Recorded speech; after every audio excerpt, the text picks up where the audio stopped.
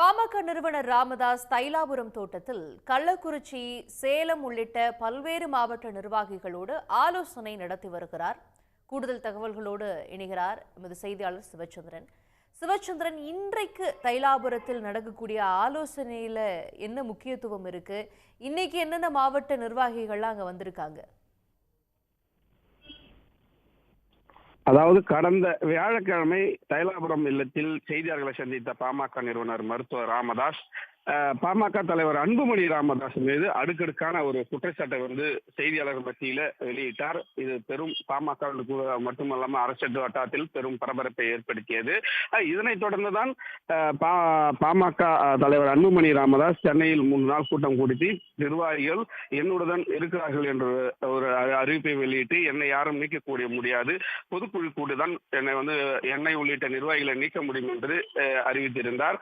இதனைத் தொடர்ந்துதான் கடந்த ஒரு வார காலமாக தைலாபுரம் இல்லத்தில் பாமக நிறுவனர் மருத்துவர் ராமதாஸ் மாவட்ட நிர்வாகிகளை வரவழைத்து, அதாவது அன்புமணி ஆதரவு மாவட்ட செயலாளர்களை நீக்கி வர, குறிப்பாக முதல் கட்டமாக பாத்தீங்கன்னா மாநில பொருளாளர் திலகபாமா உள்ளிட்ட 27 மாவட்ட செயலாளர்களையும் 5 மாவட்ட தலைவர்கள் மற்றும் ஒன்றிய நிர்வாகிகளை நீக்கி அவர்களுக்கு மாற்றாக புதிய நிர்வாகிகள் நியமித்து வருகிறார்.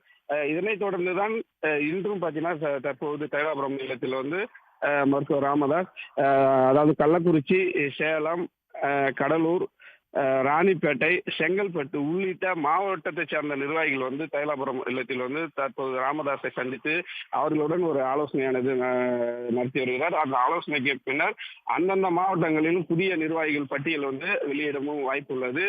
குறிப்பாக இது தொடர்ச்சியாக பாத்தீங்கன்னா பாமகவில் இந்த உட்கட்சி மோதல் அதிகப்படியாக முற்றி வரும் நிலையில இந்த உண்மை மேலும் இந்த பாமகவில் அன்புமணி ஆதரவாளர்கள் ஒரு 60 மாவட்ட செயலர்கள் நீக்கி புதிய நிர்வாகிகளை நியமிக்கவும் பாமக நிறுவனர் திட்டமிட்டு இருக்காங்க. அதனைத் தொடர்ந்து ஒன்றிய செயலாளர்களையும் மாற்றி புதிய நிர்வாகிகளை நியமிக்கவும் திட்டமிட்டு அந்த பணிகளிலும் ஈடுபட்டு வருவதாக கூறப்படுகிறது.